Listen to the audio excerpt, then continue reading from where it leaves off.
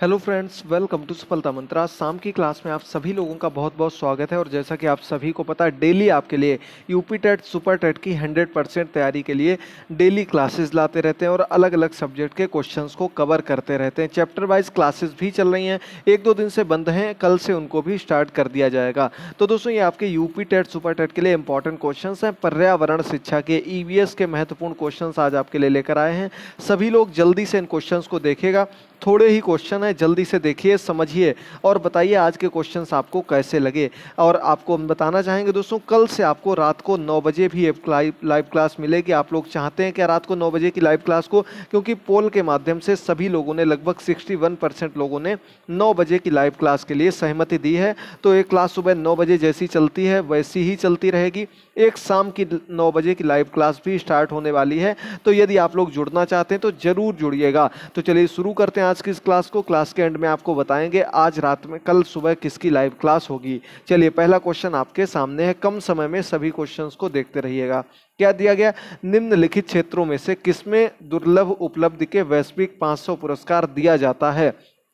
पर्यावरण क्षेत्र, जीन संरक्षण, जनसंख्या नियंत्रण या फिर प्रदूषण नियंत्रण। तो दोस्तों, ग्लोबल 500 पुरस्कार जो है ये आपका पर्यावरण के क्षेत्र से संबंधित पुरस्कार है। इसका आपका ए नंबर ऑप्शन बिल्कुल सही हो जाएगा। और अगर बात की जाए किसके द्वारा पुरस्कार दिया जाता है, तो दोस्तों संयुक्त राष्ट्र यानी कि यूएन के अंतर्गत संस्था है UNEP, United Nations Environment Programme, यानी कि पर्यावरण कार्यक्रम से संबंधित जो संस्था है, पर्यावरण कार्यक्रम नाम की संस्था है यूनाइटेड नेशंस एनवायरनमेंट प्रोग्राम, इसके द्वारा ये पुरस्कार दिया जाता है, याद रखिएगा। और यूएनईपी का अगर मुख्यालय आपसे पूछा जाए तो नैरोबी आप लोगों को याद रखना है, बहुत ही महत्वपूर्ण है। अगला क्वेश्चन यूपी टेट में बहुत बार पूछा गया कि भारत में सबसे अधिक जैव विविधता संपन्न क्षेत्र कौन सा है? तो दोस्तों, भारत का सबसे ज्यादा जैव विविधता क्षेत्र जो है वो आपका पश्चिमी घाट कहलाता है। सी नंबर ऑप्शन सही हो जाएगा। सबसे अधिक वन वहीं पाए जाते हैं, सबसे अधिक जैव विविधता वाला क्षेत्र भी यही पाया जाता है। जैव विविधता वाला क्षेत्र क्या होता है? तो जिस क्षेत्र में सबसे अधिक प्रकार के जीव जंतु, पेड़ पौधे, प्रजातियां होती हैं, वो क्षेत्र जैव विविधता संपन्न क्षेत्र कहलाता है। और यहाँ पर एक लिमिटेड वे में बारिश होती है, धूप भी एक लिमिटेड मात्रा में आती है, यानी कि सभी रूप से परिपूर्ण क्षेत्र, जो समृद्ध क्षेत्र जो कहा जाता है, उसे हम जैव विविधता संपन्न क्षेत्र कहते हैं। सी नंबर ऑप्शन बिल्कुल सही हो जाएगा। अगला क्वेश्चन नंबर 3, निम्नलिखित करों में से कौन सा कर ग्राम पंचायतों द्वारा लगाया जाता है? यानी कि ग्राम पंचायत, जो आपका ग्राम में प्रधान होते हैं और ग्राम पंचायत जिसको कहा जाता है पूरे उस गांव के एरिया को, तो ग्राम पंचायत के द्वारा इनमें से कौन सा कर लगाया जाता? बिक्री कर, भू राजस्व कर, स्थानीय मेलों पर कर या उपरोक्त में से कोई नहीं? तो दोस्तों, इसका आपका सी नंबर ऑप्शन बिल्कुल सही हो जाएगा। स्थानीय मेले जो होते हैं उनमें जो कर लगाया जाता है, एक प्रकार से देखा जाए तो वहाँ जो दुकान लगाते हैं मेलों में, या अन्य जो लोग एंट्री फीस वगैरह कहीं कहीं जो फेमस मेले वहाँ पर लगाई जाती है, सभी ग्राम पंचायत के क्षेत्र के अंतर्गत आता है, ग्राम पंचायत के अंतर्गत आता है। सी नंबर ऑप्शन बिल्कुल सही हो जाएगा। चलिए आगे बढ़ते हैं क्वेश्चन नंबर 4 की ओर। निम्नलिखित में से कौन मानव जनित जीवों का उदाहरण है? यानी कि मानव के द्वारा निर्मित, मानव के द्वारा जनित जीवों यानी कि इकोसिस्टम कौन सा कहलाएगा? वो आपका जलतंत्र, घास का मैदान, वर्षा वन या फिर फसली भूमि। आप लोग खुद सोचिएगा इनमें से कौन सा ऑप्शन आपका सही हो सकता है 4th नंबर क्वेश्चन का। तो दोस्तों देखिए, जलतंत्र क्या हो सकता है? नहीं हो सकता, क्योंकि जलतंत्र, जल का जो क्षेत्र है वो अपने आप फैला हुआ, समुद्र हो गए, नदियां हो गई।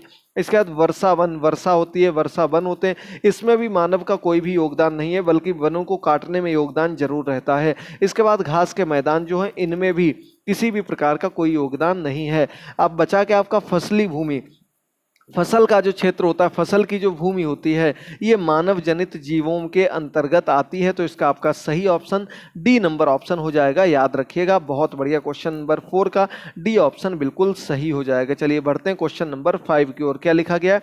सर्वप्रथम संसदात्मक सरकार किस देश में आरंभ की गई? ग्रेट ब्रिटेन, बेल्जियम, फ्रांस या फिर स्विट्जरलैंड। यानी कि संसद के आधार पर जो सरकार चलाई जाती है, सांसद चुने जाते हैं, उनके द्वारा चुनी हुई संसद में सरकार चलाई जाती है। तो ये संसदात्मक जो सरकार बनाई गई सबसे पहले कहाँ की शुरू की गई थी? तो इसका आपका सही ऑप्शन हो जाएगा ए नंबर ऑप्शन। दोस्तों, ग्रेट ब्रिटेन, इंग्लैंड, ब्रिटेन, इनमें से कोई भी ऑप्शन आ जाए वही आपको टिक मारना है। ए नंबर ऑप्शन बिल्कुल सही हो जाएगा। संसद की व्यवस्था सबसे पहले ग्रेट ब्रिटेन में ही की गई थी। क्वेश्चन नंबर 6, जलवायु परिवर्तन पर संयुक्त राष्ट्र का सम्मेलन COP21 आयोजित हुआ, कहाँ पर आयोजित किया गया था? COP21 का जो सम्मेलन था, मास्को में, पेरिस में, बर्लिन में या फिर टोक्यो में? क्वेश्चन नंबर 6, चलिए जल्दी से बताइएगा सही ऑप्शन आपका क्या हो जाएगा। तो दोस्तों आपका COP21 यानी कि आपका पर्यावरण से संबंधित एक सम्मेलन आयोजित किया जाता है। और ये COP21 इसका नाम क्यों रखा गया? तो 21वीं बैठक थी, इसकी वजह से इसे COP21 नाम दिया गया और इसका आयोजन पेरिस में किया गया। बी नंबर ऑप्शन बिल्कुल सही हो जाएगा दोस्तों, पेरिस में इसका आयोजन किया गया था। अलग अलग क्षेत्रों में इसका आयोजन किया जाता रहा है। COP21 याद रखिएगा दोस्तों, मेन ये जो है आपका जलवायु से संबंधित होता है, बहुत ही महत्वपूर्ण है। बी नंबर ऑप्शन बिल्कुल सही हो जाएगा। चलिए आगे बढ़ते हैं क्वेश्चन नंबर 7 पर। पशुओं को दिया जाने वाला कौन सा दर्द निवारक भारत में गिद्धों के लगभग विलुप्त होने के लिए उत्तरदायी है? तो आपको पता होगा दोस्तों, भारत में गिद्धों की संख्या बहुत ही कम हो गई है, लगभग शून्य के बराबर पहुंच गई है। एकदम से विलुप्त होने वाले गिद्ध किस कारण से विलुप्त हुए, आप लोगों को बताना। आइब्रोप्रोफेन, एसिटामिनोफेन, एस्प्रिन या फिर डिक्लोफिनेक? तो इसका सही ऑप्शन डी नंबर ऑप्शन हो जाएगा। डिक्लोफिनेक जो दवा है, दर्द निवारक दवा होती है। इस दवा के कारण, इस दवा के पहुंच जाने से गिद्धों की सर्वाधिक मृत्यु हुई और वे विलुप्त की कगार पर पहुंच गए। आगे बढ़ते हैं क्वेश्चन नंबर 8 पर। महिलाओं से जुड़े मामलों के लिए देश की पहली आधुनिक फॉरेंसिक लैब स्थापित की गई। तो महिलाओं से जुड़ी जो मामलों की पहली आधुनिक फॉरेंसिक लैब लॉन्च की गई, बनाई गई, वो आपके कौन सी जगह पर? 8 नंबर क्वेश्चन है और इसका आपका ए नंबर ऑप्शन सही हो जाएगा दोस्तों। चंडीगढ़ में ये लैब स्थापित की गई, आपका ए नंबर ऑप्शन बिल्कुल सही हो जाएगा। चलिए आगे बढ़ते हैं क्वेश्चन नंबर 9 की ओर। 9 नंबर क्वेश्चन क्या दिया गया? जितने भी क्वेश्चन पढ़ा रहे हैं इसीलिए कम क्वेश्चन अभी करा रहे हैं, आप लोग अच्छे से इन क्वेश्चंस को देखते रहिएगा, समझते रहिएगा। और कुछ पुरानी क्लासेस के लिंक नीचे आपको डिस्क्रिप्शन बॉक्स में मिल जाएंगे, उन क्वेश्चंस को, उन क्लासेस को देखते रहिएगा, अपनी पूरी तैयारी करते रहिएगा। क्वेश्चन नंबर 9, स्वतंत्रता के पूर्व के दिनों में प्रारंभ में किसने संविधान निर्मात्री सभा का विचार प्रस्तुत किया? एम.एन. राय, बी.आर. अम्बेडकर, एनी बेसेंट या फिर जवाहरलाल नेहरू? तो दोस्तों स्वतंत्रता के पूर्व जो संविधान बनाने को लेकर एक सभा की बात कर लें, एक जो नियम दिया गया था, प्रस्ताव दिया गया था, वो किसके द्वारा दिया गया था? तो इसका सही ऑप्शन ए नंबर ऑप्शन हो जाएगा। एम.एन. रॉय के द्वारा ये सुझाव सबसे पहले दिया गया था। याद रखिएगा दोस्तों, बहुत अच्छा क्वेश्चन है। और इसके अलावा दोस्तों, भारतीयों के लिए जो संविधान की मांग मुख्य रूप से की गई, स्पष्ट रूप से की गई, वो महात्मा गांधी जी के द्वारा 1922 में की गई। दोनों अलग अलग क्वेश्चंस हैं, याद रखिएगा।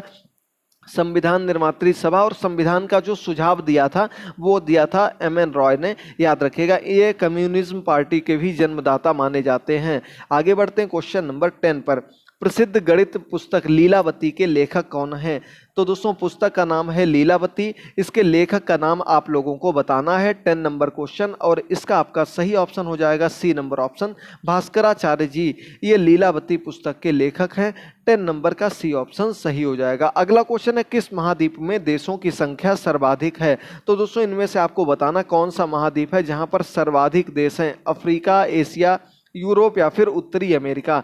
तो 11 नंबर क्वेश्चन का आपका सही ऑप्शन ए नंबर ऑप्शन हो जाएगा दोस्तों। अफ्रीका महाद्वीप ऐसा महाद्वीप है जहां पर सर्वाधिक देश हैं। और अगर देशों की संख्या की बात की जाए तो लगभग 54 के आसपास देश हैं, 54-55 देश बताए जाते हैं अफ्रीका महाद्वीप के अंतर्गत। ए नंबर ऑप्शन बिल्कुल सही हो जाएगा। चलिए आगे बढ़ते हैं क्वेश्चन नंबर 12 पर। देश के कुल चयनित 100 स्मार्ट शहरों में उत्तर प्रदेश राज्य के कितने शहरों को शामिल किया गया? तो दोस्तों जब स्मार्ट सिटी योजना लाई गई थी 2015 में, तो इसके अंतर्गत कितने शहरों को शामिल किया गया? थोड़ा कंफ्यूजिंग क्वेश्चन है, तो इसको लेकर जो सटीक आंकड़े बताए जाते हैं, लगभग कहीं कहीं 12 बताया जाता है, जो सबसे सटीक माना जाता है कि 12 शहर उत्तर प्रदेश के थे जो इस स्मार्ट सिटी योजना के अंतर्गत चुने गए थे।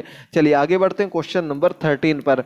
13 नंबर क्वेश्चन आपके सामने, जल्दी से देखिएगा। और क्या दिया गया? निम्नलिखित में से किस प्रकार की तरंग का प्रयोग रात्रि दृष्टि उपकरण में किया जाता है? यानी कि रात में दृष्टि के लिए जो उपकरण प्रयोग में लाए जाते हैं उनमें किस प्रकार की तरंगों का प्रयोग किया जाता है? रेडियो तरंगें, सूक्ष्म तरंगें, अवरक्त तरंगें या फिर इनमें से कोई नहीं? तो दोस्तों 13 नंबर क्वेश्चन का आपका सी ऑप्शन बिल्कुल सही हो जाएगा। इसमें आपकी जो तरंगें प्रयोग में लाई जाती हैं वो अवरक्त तरंगें कहलाती हैं। सी नंबर ऑप्शन बिल्कुल सही हो जाएगा। दोस्तों साथ ही साथ आप लोग एक बार जरूर बताइएगा, कल रात में 9 बजे आपकी क्लास होगी और ये आपकी लाइव क्लास रखी जाएगी। इसके लिए हम क्वेश्चंस ढूंढ रहे हैं, कोशिश करते हैं कि बाल विकास की कल शाम को क्लास रख दी जाए। आप लोग बताइएगा किस सब्जेक्ट की क्लास कल रखी जाए। आगे बढ़ते हैं क्वेश्चन नंबर 14 पर। खाद्यान्न उत्पादन में उत्तर प्रदेश की भागीदारी देश में कितने प्रतिशत है?